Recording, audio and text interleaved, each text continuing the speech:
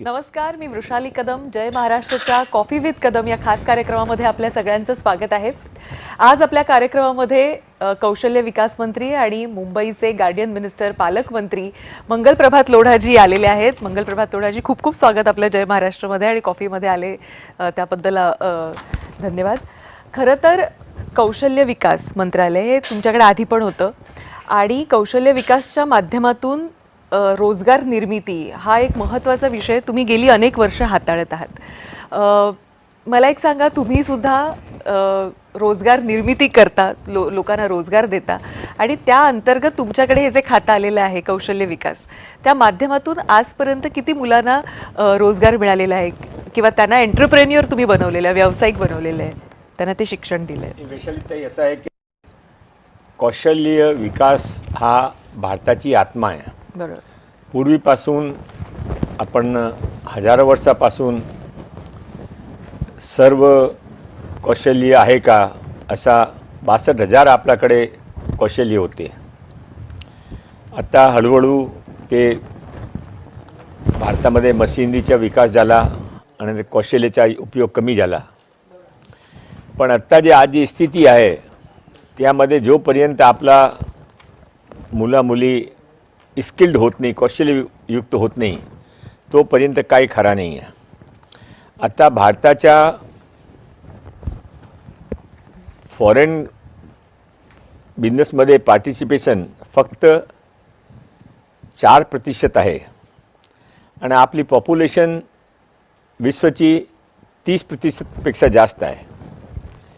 तो जोपर्यंत आपले पॉप्युलेशन प्रमाणे आपला फॉरेन बिझनेस व्यवहार होत नाही, तोपर्यंत आपल्याकडे सर्व आपण महाशक्ती बनू शकत नाही.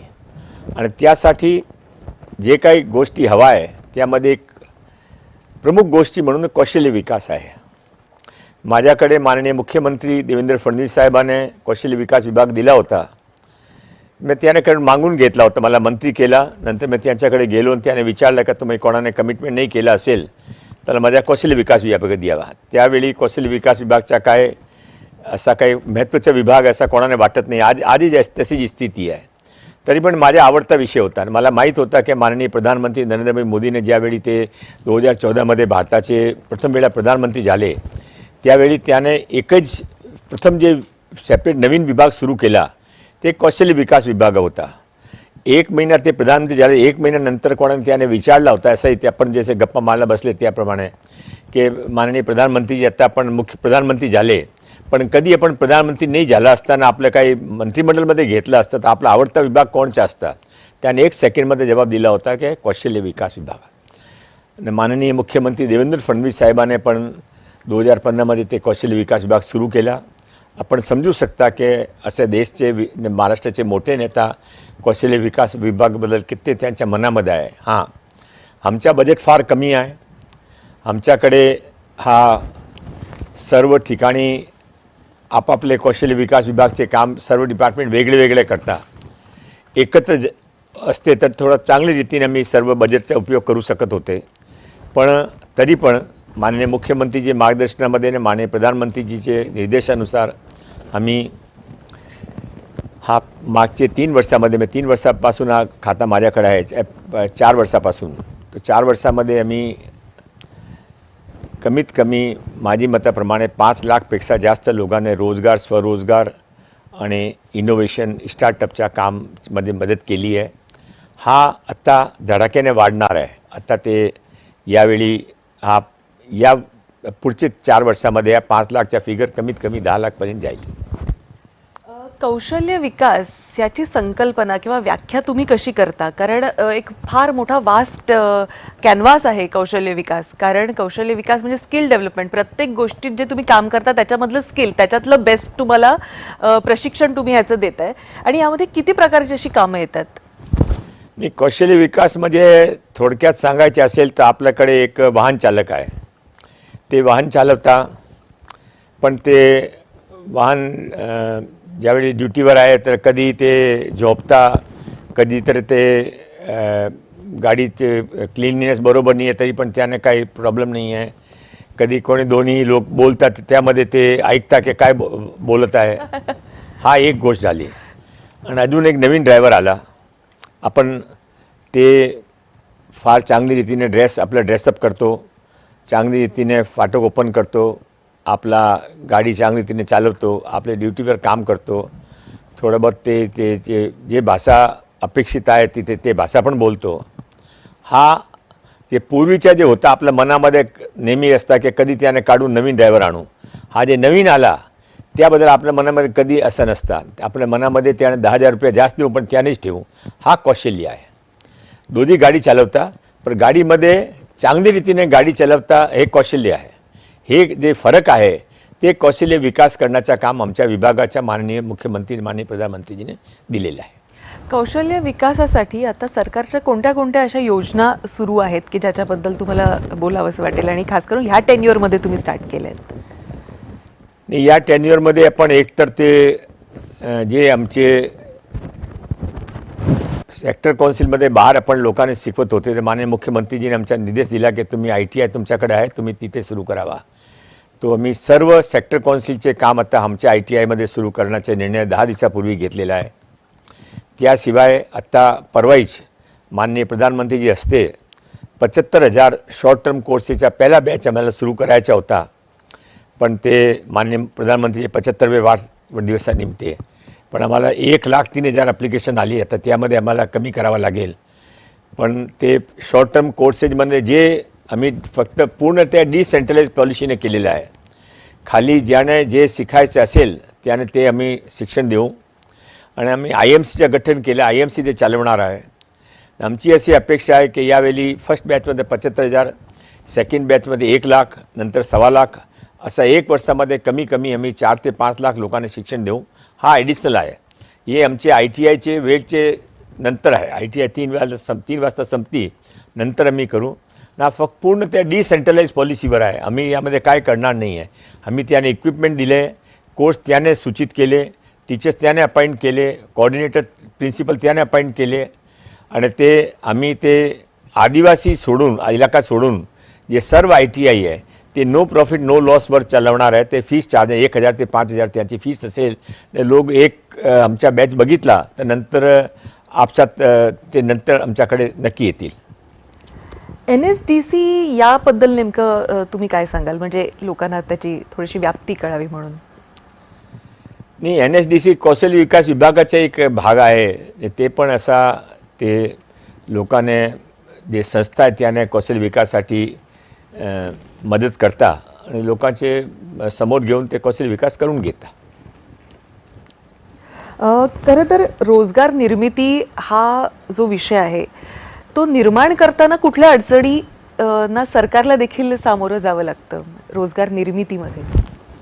असं आहे की 2 गोष्ट झाली. जी आपल्याकडे कानून आहे आणि त्यामध्ये लोकांना परमानंट एम्प्लॉई नको, ते बदलीवर किंवा कॉन्ट्रॅक्ट बेसिसवर एम्प्लॉई घेता. हा एक मोठी प्रॉब्लेम आहे. एम्प्लॉई त्याने हवा आहे पण ते परमानंट घेत नाही. त्याने असं मनामध्ये आहे की एक वेळा परमानंट घेतला तर ते नक्की पुढे ते काय ना काय क्लेम करतील, काम करणार नाही, असा त्यांच्या मनामध्ये संभ्रम आहे. 1. 2. आपल्याकडे आपले जे महाराष्ट्राचे जे मुलामुली आहे त्याने जोपर्यंत लेबरचा सन्मान आपण देत नाही तोपर्यंत त्याने सर्व काम करायचं नाही आहे. तर बाहेरून मुलामुली येऊन आणि त्यामध्ये आपलं दुर्भाग्य असं आहे की काही बांगलादेशी आणि रोहिंग्या पण घुसता. बरोबर. सर्व ठिकाणी येऊन हे जॉब घेता. आपण बघू शकता की ते आपलं रिपेरिंगचं काम, प्लंबिंगचं काम, हेअर कटिंगचं काम, इलेक्ट्रिशियनचं काम, ड्रायव्हरिंगचं काम, सप्लायचं काम, त्यामध्ये जास्त मुले कोणी आणलेलं आहे, कुठून आणलेलं आहे, त्यामध्ये घुसखोर पण आहे. तो हा एक मोठी प्रॉब्लेम आहे. आणि चीप लेबर आहेत ते. चीप लेबर आहे. पण ते असं आपण समजू शकता की ते काय आपण पूर्वीपासून भारत सोने की चिडिया म्हणून ओळख भारताची. पण सोने की चिडिया म्हणजे कृषीप्रधान देश पण होता. पण हा मध्ये विरोधाभास आहे. कृषीप्रधान देश होऊन आपण काय कृषी विकत नव्हते. आपण कृषी कधी विकायची नको. आपल्या कृषी हा मंदिरचे हिस्सा, हा धर्मशालाचा हिस्सा, गोशालाचा हिस्सा आणि नंतर आपल्या घरासाठी आपण कृषी जे ॲग्रिकल्चर प्रोडक्ट होता ते ठेवायच्या सालभरसाठी आणि कधी विकायच्या. तरी पण भारत विश्वगुरू होता, भारताच्या विश्वचे फार एक्सपोर्ट करत होते. तो कारण काय? तो कारण असं आहे की माननीय सुरेशजी सोनीने कार्यक्रमामध्ये सांगितलं होतं आमचे RSSचे, की कारण असा होता की त्यावेळी प्रत्येक घरामध्ये फॅक्टरी असती. कोणी घरामध्ये एकही मुली किंवा आई अशी नको की ते कोणा काय करायच्या नाही. काय घरगंटीवर काम करत आहे किंवा कपडा बनवत आहे किंवा बर्तन तयार करत आहे, काय काय काम करायचं. हा परत यावं करावा लागेल. आपल्याकडे मोठी पॉप्युलेशन आहे, पण जोपर्यंत प्रत्येक घरामध्ये काय काही कौशल्य नाही आहे तोपर्यंत त्यांच्या प्रॉडक्ट उपयोगमध्ये येणार नाही. एक वेळा ते झाला तर आपले फार काही प्रॉब्लेम सॉल्व्ह होईल. आता तुम्ही रोहिंग्या आणि यांचा विषय काढलात. खरं तर ह्यांना आयडेंटिफाय करणं आणि त्यांना एक म्हणजे ह्या सगळ्यापासून लांब ठेवणं हे किती मोठं चॅलेंज समोर ते प्रॉब्लेम आहे ना. माननीय मुख्यमंत्री देवेंद्र फडणवीस साहेब नेहमी ते त्यावर लक्ष आहे त्यांच्या, पण तरी पण हा मोठी प्रॉब्लेम आहे.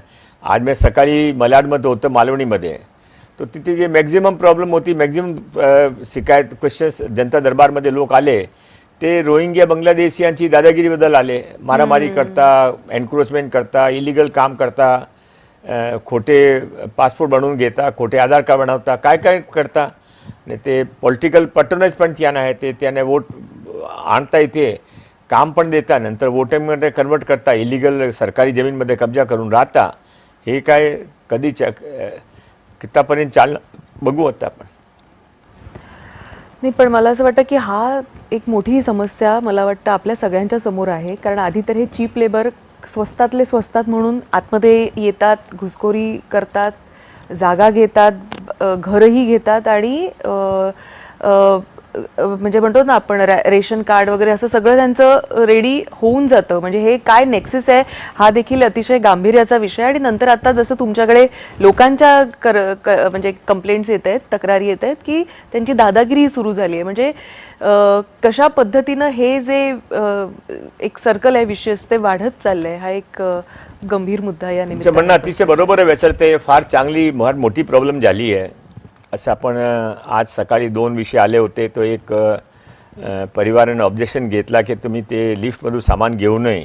तो त्याने असा मारला. घरचे 5 लोक आहे, 5 लोक 20 दिवसापासून हॉस्पिटलमध्ये भरती आहे. तरी पण पोलिसने त्यांच्या काही अरेस्ट आजपर्यंत केले नाही. आज नंतर त्याने नक्की केला मी अरेस्ट करू. तो काही लोकल जे पॉलिटिशियन आहे त्यांचे ते वोट बँक झालेली आहे म्हणून त्याने ते प्रोटेक्ट करता. हा जेपर्यंत लोकांना कळेल नाही की ते फक्त हा देशासाठी प्रॉब्लेम आहे, सुरक्षेसाठी प्रॉब्लेम आहे, संस्कृतीसाठी प्रॉब्लेम आहे, तोपर्यंत ते असे जे राजनेता आहे त्याने ते आपण पाडणार नाही, तोपर्यंत असंही चालणार आहे. पण ह्यांना थांबवू कसं शकतो आपण? म्हणजे विजिलंट लोकांनी जागृत झालं पाहिजे, तत्काळ या संदर्भात माहिती दिली पाहिजे. ते पण बरोबर आहे. सरकारची पण रेस्पॉन्सिबिलिटी आहे, फक्त लोकांना सांगून चालणार नाही. सरकारची पण रेस्पॉन्सिबिलिटी आहे, सरकारने पण ॲक्शन घेतला पाहिजे, लोकांना पण केलं पाहिजे. आणि यामध्ये फार मुलामध्ये पॉलिटिकल इश्यू आहे. ते जे काही लोक पॉलिटिकल एक लोक आणता, त्याने वोट बँक म्हणून उपयोग करता, त्याने कसा आपण धडा शिकू शकता हावर त्याचा निर्धार आहे. म्हणजे तुम्ही राजकारणाशी देखील संबंधित आहात, या सगळ्या गोष्टी तुम्ही जाणता आणि तरी देखील तुम्ही म्हणताय की ह्या लोकांचा वोट बँक म्हणून दुर्दैवानं वापर होतोय किंवा त्यांच्याकडे बघितलं जात आहे. इतकी त्यांची संख्या वाढली आहे, मुळात ते वोट बँक पर्यंत म्हणजे त्या रेषेपर्यंत आलेली आहेत. म्हणजे ही संख्या अशीच जर वाढत चालली तर किती मोठी समस्या आपण बघा ना. मुंबईमध्ये 25 वर्षापासून पूर्वी हा एक जातीविशेषचा काय पॉप्युलेशन होता, आता काय झाला आहे तर आपण लक्षात येतील की काय प्रपोर्शन कसा वाढला आहे. तर त्यामध्ये घुसखोरीचा मोठा रोल आहे. अनेकदा असं म्हटलं जातं की बेरोजगारीची समस्या आहे, व्यावसायिकांना पण कुशल कारागीर मिळत नाही, त्यांची पण टंचाई आहे. तर ह्याचा जो मेळ आहे तो सरकार कसा घालतो आणि सरकारसमोर ते कसं चॅलेंज आहे की हे मागणी तसा पुरवठा असं करून देणं. हां, रसाळीताई आपण चांगला क्वेश्चन विचारला. यावेळी आपण आज सुरुवात केली आहे. आपण प्रत्येक ITI मध्ये कोर्सेस चेंज केला. आता जुने जे कोर्सेस आहेत ते सोडून जे पॉप्युलर कोर्सेस जे लोकल रिक्वायरमेंट आहे ते कोर्सेस सुरू केला आहे. सर्व प्रत्येक 417 ITI मध्ये आपण IMC तयार केली आहे, मॅनेजमेंट कमिटी. त्यामध्ये 14 लोकांनी घेतला आहे पूर्ण महाराष्ट्रामध्ये. तो ते लोकल लोक आहे, कोणी चार्टर्ड अकाउंटंट आहे, कोणी व्यावसायिक आहे, कोणी NGO चालवता, कोणी पत्रकार आहे. तो ते लोकांसाठी त्याने काय करायचं म्हणून ते IMC मेंबर झाले. आता ते लोकल रिक्वायरमेंटचे अनुरूप ते कोर्स शोधत आहे, टीचर पण शोधत आहे. आम्ही त्यांना मशिनरी प्रोव्हाइड करतो आणि आता हळूहळू असा आमच्याकडे प्रत्येक वर्षामध्ये कमीत कमी 6 लाख विद्यार्थी आम्ही ITIने पॉलिटेक्निकमध्ये करू. हा 6 लाख विद्यार्थ्यांना नक्की रोजगार मिळेल. त्याशिवाय आता जे मोठे रोजगार मेळावे बंद करून आम्ही ते लहान लहान रोजगार मेळावे करत आहे. प्रत्येक MIDCमध्ये रोजगार मेळावा करत आहे. प्रत्येक कॉलेजमध्ये काल मी गव्हर्नर साहेबांना भेटलो, नवीन गव्हर्नरने देवव्रत साहेब. त्याने सांगितलं की आता पण ते चान्सलर आहे म्हणून की आपण प्रत्येक कॉलेजमध्ये रोजगार मेळावे घेऊ, त्यामध्ये कंपनीने पण आणू. तो पण चांगली रीतीने प्रयत्न करत आहे, प्रामाणिकपणे प्रयत्न करत आहे. लोकांना सहकार पण चांगला आहे. PPP मॉडेलचा देखील ITIमध्ये वापर केला जातोय. म्हणजे सांगलीला चितळे असो किंवा ही माणसं देखील आता पुढे येत आहेत, म्हणजे ब्रँड्स पुढे येत आहेत थोडक्यात. आणि तुम्हाला असं वाटतं का की असे ब्रँड पुढे आल्यानं एक विश्वासार्हता वाढते लोकांमध्ये देखील एम्प्लॉयमेंट ह्या दृष्टीनं? तर ह्याचा कसा फायदा एम्प्लॉयमेंट जनरेट करण्यासाठी येत्या काळामध्ये होणार आहे आणि सरकारचा किती महत्त्वाचा भाग आहे? बरोबर आहे वैशालीताई, पण हा नक्की यामध्ये विश्वासार्हता वाढती या बरोबर आहे आपलं ऑब्झर्वेशन. पण त्याशिवाय आमच्या म्हणणं असं आहे की प्रत्येक कंपनीने लोकांची गरज आहे. तुम्ही सांगितलं की लोकांचे मनुष्यबळ मिळत नाही, हा पण सत्य आहे. तर लोकांची गरज आहे. प्रत्येक कंपनीमध्ये एक HR डिपार्टमेंट आहे, त्याचं काम फक्त नवीन लोक शोधायचं आहे. तरी पण लोकांकडे नोकरी नाही. हा डिस्क्रिपन्सी काय आहे? तर मी आता मेरिट ब्युरो सुरू केला, मॅच मेकिंग. ज्यांना जे हवं आहे ते कुशल ते मनुष्यबळ तयार करतो आणि त्यांना पुरवतो. तो ITIचे जे PPP मॉडेल आहे त्या धर्तीवर आहे की जे लोकल मोठी कंपनी आहे किंवा ते लोकल कोई संस्था आहे त्याने ते PPP मॉडेलवर घ्यावा आणि लोकल कोर्सेस तयार करावा, लोकल टीचरना आणावा आणि लोकल रिक्वायरमेंटच्या हिसाबाने मुलं म्हणून शिकून त्याने जॉब तिथेही मिळावा.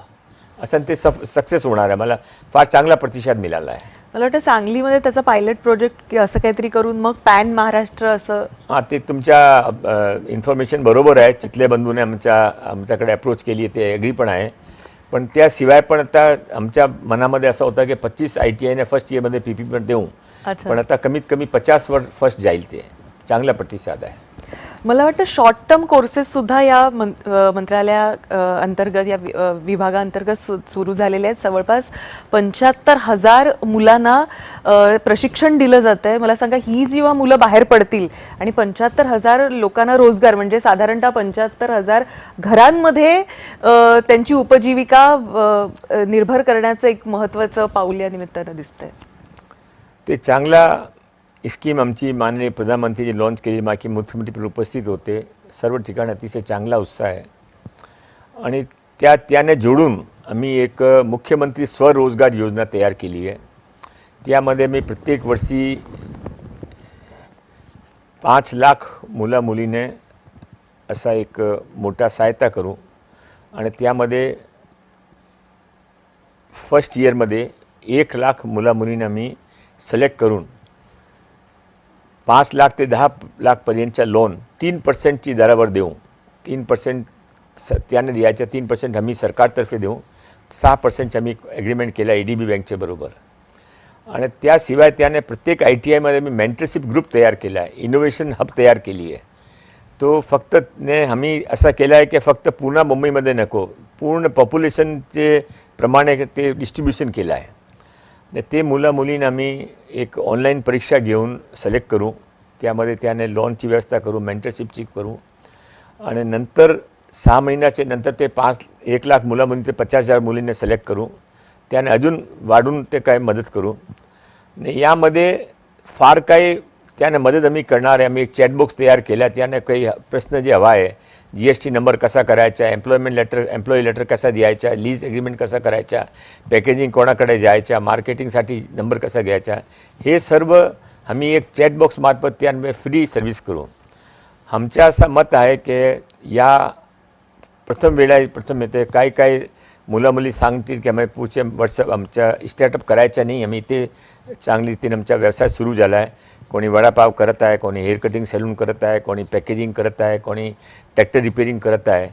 ते त्यामध्ये आमच्या काम असं आहे की फक्त रोजगार नको पण स्वरोजगार पण असं आहे. दोघेच्या बॅलन्स करून आम्ही काम सुरू केलं. इनोव्हेटिव्ह पण झाली पाहिजेत मुलं, की त्यांच्याकडून सुद्धा काही गोष्टी पुढे आल्या पाहिजेत. Right. वेगळं काही हायब्रिड असं एखादं हे करून एखादी टेक्नॉलॉजी त्यालाच देखील प्रोत्साहन सरकारच्या मार्फत मिळेल अशी हा आपण पण अपेक्षा करतो. त्यामध्ये इन्क्लुडेड आहे. ते पण करू. आज आपला भेट झाली त्यामुळे आपला पण काही इनपुट आहे ते पण मी इन्क्लूड करू. मला असं वाटतं की तुम्ही असे पहिले गार्डियन मिनिस्टर आहात ज्यांनी see Mumbai is on wheel. Mumbai हे चाकांवर धावणारं शहर आहे असं म्हटलं तर वावगं ठरणार ते. कारण Mumbai is always on wheel. ते रफ्तार जी आहे मुंबईची ती कधीच थांबत नाही. म्हणजे Mumbai is non for its रफ्तार. आणि त्यामुळे अशा मुंबईला ऑन द व्हील काय देता येईल ह्याच्यासाठी म्हणून काही प्रयोजन करण्यात आलं आहे. म्हणजे त्याच्यामध्ये महिलांसाठी आपण स्वच्छतागृह ह्या देखील काही कन्सेप्ट समोर आणलेले आहेत. जिम ऑन द व्हील ही एक मला वाटतं फार युनिक कन्सेप्ट आहे. ही तुम्हाला कशी सुचली? कारण जिममध्ये कसं you have to be very stable. तुम्ही शांतपणे थांबून ते सगळं करता. आता व्हील्समधून सगळ्यांनाच त्या जिमच्या किंवा ती अनुभूती मिळावी, तेवढं फिटनेस राहावं यासाठी म्हणून हे करण्यात आलेलं आहे. पण ही कन्सेप्ट कशी आली तुमच्या लक्षात? असं आहे की मुंबईमध्ये जगाची फार मारामारी आहे. Yes. कोणाकडे जगा नाही आहे. तर आम्ही ते ऑन व्हील जिम सुरू केली. मी पालकमंत्री होतो त्यावेळी. पण ते परमानंट फिरत नाही आहे. तर मी त्यांचे ठिकाणे तय केले की सकाळी 2 वाजता इथे, नंतर दुपारी इथे. तिथे ते फिक्स झाली तिथे 2 वाजतासाठी. फार चांगला प्रतिसाद आहे. ओव्हर बुकिंग आहे. अच्छा. हां, कोणी एकही दिवस असा नाही की एकही त्यामध्ये एकही तास त्यांच्या वाया गेला. आणि सेम ते आपलं ते स्वच्छतागृह त्यांच्या पण असा मुलीच्या स्वच्छतागृह पण तयार केला. त्यामध्ये पण फार चांगला प्रतिसाद, मोठी बुकिंग असते. हे काही जगाची कमी आहे आणि लोकांना फार हायजेनिक तरीका मिळतात तर सर्व उपयोग करतात. मला असं वाटतं बिंग अ गार्डियन मिनिस्टर, पालकमंत्री म्हणून तुमच्यासमोर हे नक्कीच मोठं चॅलेंज आहे. कारण सबर्ब्समध्ये म्हणा किंवा मुंबईमध्ये वॉशरूमची सुविधा जशा मोठ्या प्रमाणावर हवी तशी दुर्दैवानं नाही, अद्याप सुरू नाही झाली आहे. त्यामुळे मला असं वाटतं की ऑन द व्हील ही एक खूप छान कन्सेप्ट आहे जी you can move it anywhere. बरोबर आहे. पण असं आहे की त्यांचे शिवाय पण आपण परमनंट पण केलं पाहिजे. त्यासाठी हायवेवर आपण 1-1 तास आता ट्रॅफिकमध्ये लागता. सिनियर सिटीजन्स आहे, महिला आहे, गर्भवती मुली आहे, ते सर्वांच्यासाठी फार त्रासदायक आहे. पण आम्ही प्रयत्न करू. आता आम्ही प्रयत्न परत एक वेळा सुरू करणार आहे की प्रत्येक 2 किलोमीटरवर काही ना काही स्वच्छतागृह असावा असा आमचा प्रयत्न राहील. मला असं वाटतं की हे झालं मोठ्या माणसांचं. पण मुलांसाठी म्हणून जेव्हा मुलं आजारी पडतात तेव्हा तो सायरनचा आवाज किंवा ती जी एक धडकी बसू नये म्हणून तुम्ही एक, मला असं वाटतं ती नवीन किलबिल ॲम्ब्युलन्स हा एक वेगळाच असा एक प्रकल्प आमच्यासमोर दिसला. तर त्याबद्दल मला नक्की ऐकायला आवडेल. कारण किलबिल हे आत्तापर्यंत ऐकलेलं, बट किलबिल has linked with the ambulance आणि तिथे मुलांना खेळण्यासाठी सुद्धा आतमध्ये थोडीशी प्रोव्हिजन असं केलेलं आहे. तर ते नक्की आवडेल आणि मुंबईकरांना नक्की आवडेल ऐकायला. असं आहे की माननीय प्रधानमंत्री नरेंद्रभाई मोदी ज्यावेळी गुजरातचे मुख्यमंत्री होते त्यावेळी गुजरातमध्ये आज सुरू झाला होता. अच्छा. तर गुजरातमध्ये काय नवीन मुलाने आपण पूर्वी आपल्या आजोबाने विचारला, आईने विचारला तर ते घरामध्ये कोणा नवीन जन्म झाला तर वर जायचं आणि थाली वाजवून ते लोकांनी समाजाने मोहल्ल्यामध्ये की अरे नवीन मुलं आला की मुली आली. आता किलबिल तेज आहे. ते मुली जन्म झाला तर ते हॉस्पिटलतून घरी जाताना त्याने किलबिल ॲम्ब्युलन्समध्ये पाठवायच्या. अच्छा. तर पूर्व बिल्डिंगमध्ये कळेल की नवीन काय बालक आता घरी आला आहे आपल्या म्हणून. ते हा एक चांगला आम्ही सुरू केला आणि त्याला चांगला प्रतिसाद पण मिळाला. सक्सेस झाला. ते सुरू आहे आता.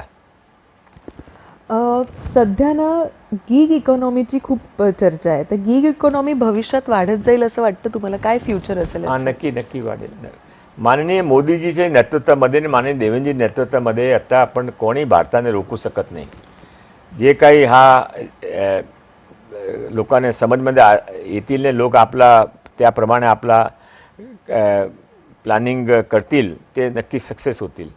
आपली भारताची इकॉनॉमी आपण विश्वगुरूमध्ये 4था नंबर 3रा नंबर 1-2 वर्षामध्ये नक्की जाणार आहे. मला असं वाटतं की जेव्हा आपण स्किल्ड लेबर किंवा स्किल डेव्हलपमेंट याच्याबद्दल बोलतो तर शाळांमध्ये सुद्धा तुम्हाला असं वाटतं का? काय होतं ना शाळांमधला अभ्यासक्रम म्हणजे असं वाटतं कॉलेजमध्ये गेल्यानंतर किंवा कॉलेजमधून बाहेर पडल्यानंतर जे आपण शिकलो त्याचा काय उपयोग झाला, म्हणजे it has to relate somewhere. तर तुम्हाला असं वाटतं की आपल्या शिक्षण पद्धतीमध्ये देखील पोर्शन असेल, आपला अभ्यासक्रम असेल, तर त्याच्यामध्ये देखील काही प्रमाणावर आता बदल घडण्याची आवश्यकता आहे, अमेंडमेंट झाली पाहिजे असं तुम्हाला वाटतं का? कारण आपण चीनकडे बघतो, सिंगापूरकडे बघतो, व्होकेशनल एज्युकेशनकडे बघतो, तर अशा पद्धतीनं भारताने देखील ह्या आता एज्युकेशन या सेक्टरमध्ये देखील थोडं रेव्होल्युशन आणण्याची आवश्यकता आहे, because that will lead to the skill labour किंवा स्किल डेव्हलपमेंट पुढच्या लगेच काही वर्षांमध्ये. नाही, आपला म्हणणं बरोबर आहे. ते जी एज्युकेशन पॉलिसी माननीय प्रधानमंत्रीजीने यावेळी न्यू एज्युकेशन पॉलिसी सुरू केली आहे, त्यामध्ये स्किलवर फार भर आहे, लोकल लँग्वेजवर पण फार भर आहे. ते लोकांची काय मनामध्ये ने देशाची काय रिक्वायरमेंट ते चांगली ओळखता नवीन त्याप्रमाणे ते पॉलिसीच्या सर्जन करतात. हा ऑलरेडी त्याने न्यू एज्युकेशन पॉलिसीमध्ये सुरू केल्यानंतर त्यामध्ये स्कूलपासून ते स्किलचं काम सुरू होणार आहे. तुम्ही म्हणालात की अनेक गोष्टी सरकारने पण केल्या पाहिजेत. मला असं वाटतं की जेव्हा तुम्ही मुख्यमंत्र्यांकडे जाता तेव्हा किती पटकन कामं होतात किंवा किती वेळ लागतो फाईल क्लिअर कधी वेळ लागत नाही. माझ्या काय, मी तर आमदार मंत्री आहे, पण साधारण पब्लिक गेली तरी पण त्याच्याकडे वेळ लागत नाही. तुमचं ट्युनिंग कसं आहे? अतिशय चांगला ट्युनिंग आहे. ते हसमुख, ते कॉन्फिडेंट आणि फार विजनरी मुख्यमंत्री आहे. तो सर्वांना बरोबर घेऊन एखादा पुढे असा जात आहे. प्रकल्प जो तुम्ही घेऊन गेलेलात की त्यांना समजावून सांगितलं आणि त्यांनी प्रॉम्प्ट ऍक्शन घेतली असं तुम्हाला आठवतं असं? हा, हे 75,000च्या त्याने अप्रूव्ह केलं ना. अच्छा. त्यांच्यामुळे झालं ते प्रधानमंत्रीचे, त्याने प्रधानमंत्रीच्या समोर विषय आणला म्हणून प्रधानमंत्रीचे लॉन्च केला, तर अजून आम्हाला एक नवीन मिळली आहे, सपोर्ट मिळाला. मला नक्कीच ऐकून घ्यायला आवडेल की ज्यावेळी तुम्ही ॲज अ उद्योजक म्हणून करिअरची सुरुवात केली होती, त्यावेळेची मुंबई, त्यावेळी मुंबईत असलेली आव्हानं, तुमचा बिझनेस, हे सगळं करत तुम्ही राजकारणापर्यंत आलात. त्यावेळी विचार केलेला होता राजकारणात जायचं आपल्याला? नाही, राजकारणाचा कधी विचार नाही केला होता. बाय चान्स आलो. मी तो RSSचा स्वयंसेवक होता, राम जन्मभूमीमध्ये ॲक्टिव्ह होता. आणि मलबाल जिथे मी राहायला गेलो होतो, पूर्वी बायकलामध्ये राहत होते, तिथे कोणी कॅन्डिडेट नाही होता म्हणून मग त्यानं मला तिकीट दिला नाही. ते 95मध्ये अशी ते लाट आली की सर्व जिंकले, मी पण त्यामध्ये जिंकलो. आता पुढे हळूहळू ते चांगले वोटर्स आहे माझे, ते मला सांभाळता, मी त्यानं सांभाळतो, तो चांगला चालला आहे. पण तो जो स्ट्रगलिंग पिरियड होता त्याबद्दल एक दोन वाक्य नक्कीच, कारण ते येणारे जे उद्योजक आहेत त्यांच्यासाठी नक्कीच तो प्रेरणादायी असू शकेल. चॅलेंजेस तेव्हाही होते, आजही आहेत. फक्त एक नाही, मी काय टीचर नाही आहे, मी काय धर्मगुरू नाही आहे, कोणाला काही शिकू शकत नाही. तरी पण माझा जे एक्सपिरियन्स आहे, मी तर ते राजस्थानमध्ये हायकोर्टमध्ये प्रॅक्टिस करत होते. वडील हायकोर्ट जज झाले म्हणून मी मुंबई आलो. मुंबईमध्ये 3 साल मी नोकरी करत होते, 1800 रुपयाची पगारमध्ये. अच्छा, त्यावेळेस 1800? हां, ते त्यावेळेचे 1800 रुपये. नंतर तिथे पण माझ्या जमलानी 3 वर्षामध्ये 2 जॉब चेंज केले. अच्छा. तर ते हळूहळू माझ्या स्वतःच्या सप्लायचा बिझनेस सुरू केला, बिल्डिंग कन्स्ट्रक्शनच्या मॅटेरियलचं सप्लाई, नंतर ब्रोकरेजच्या फ्लॅटची ब्रोकरेज करत होते. नाही तर बाय चान्स रिअल एस्टेटमध्ये कोणाची एक जमीन होती नालासोपारामध्ये, आणि स्टेट बँकने तिथे प्रोजेक्ट पाहिजे होता, तर मध्ये एक ब्रोकर होता, ते माझ्या ओळखीचा होता म्हणून ते रिअल एस्टेटमध्ये आलो. पण माझा जे एक्सपिरियन्स होता की मी समजलो की आता ते असा या रीतीने मी चाललो तर मी 25-40 वर्षापासून काय पुढे जाऊ शकत नाही. तर मी 4-5 माझे प्रिन्सिपल ठेवले होते. एक, तुमच्या हा कॉफी विथ कदममध्ये तुमचे सर्व ते बघत आहे त्याने त्याच्यासाठी सांगतो, ते तुमच्या चांगला वाटला तर ॲक्सेप्ट करा, नाही तर राहू द्या. तर माझे 5 प्रिन्सिपल होते. एक,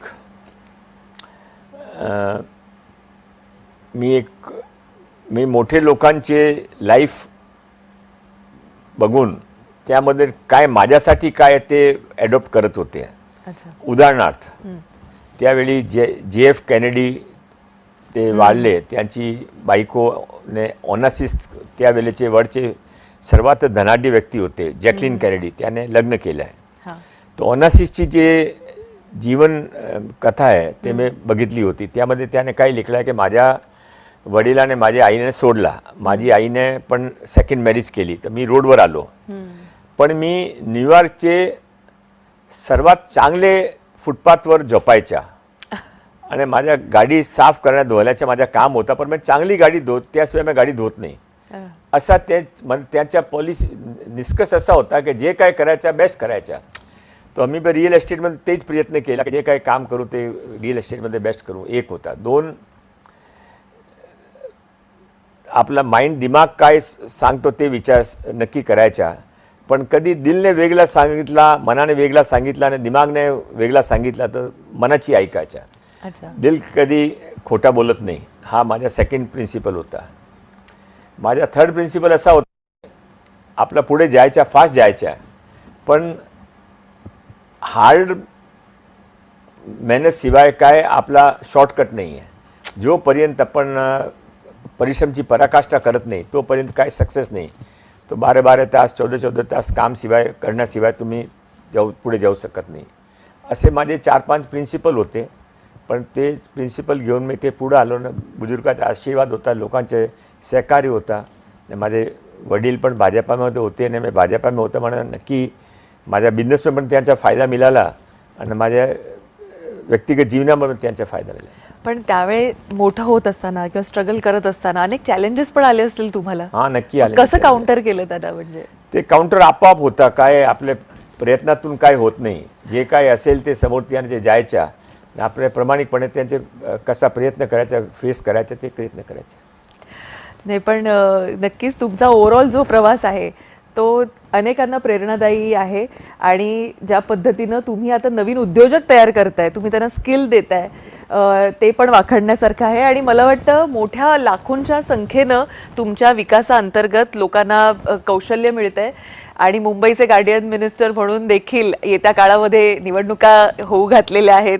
मोठी जबाबदारी आहे. आता निवडणुका बऱ्याच काळानंतर होत आहेत. किती विश्वास आहे यावेळी भाजप काय करेल या निवडणुकीमध्ये?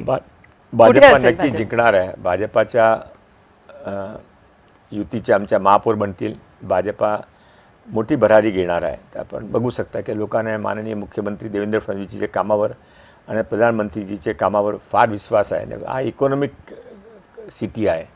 लोक जातीविरादीमध्ये जास्त जात नाही. नक्की भाजपाची मोठी जिंकणार आहे भाजपा मोदी स्थिती. त्यामुळे आता मला वाटतं मिशन महानगरपालिका आणि स्थानिक स्वराज्य संस्था ह्या इलेक्शन मोडवर आता सगळे ॲक्शन मोडवर तुम्ही आलेले आहात. तुम्हाला अनेक शुभेच्छा त्यासाठी. आणि तुमच्या विकास विभागाअंतर्गत कौशल्य अनेकांना घडो आणि अनेक उद्योजक त्या निमित्तानं तयार हो महाराष्ट्रामध्ये, यासाठी देखील तुम्हाला अनेक शुभेच्छा तुमच्या हातून घडोत यासाठी. वैशालीताईने पण हार्दिक शुभेच्छा.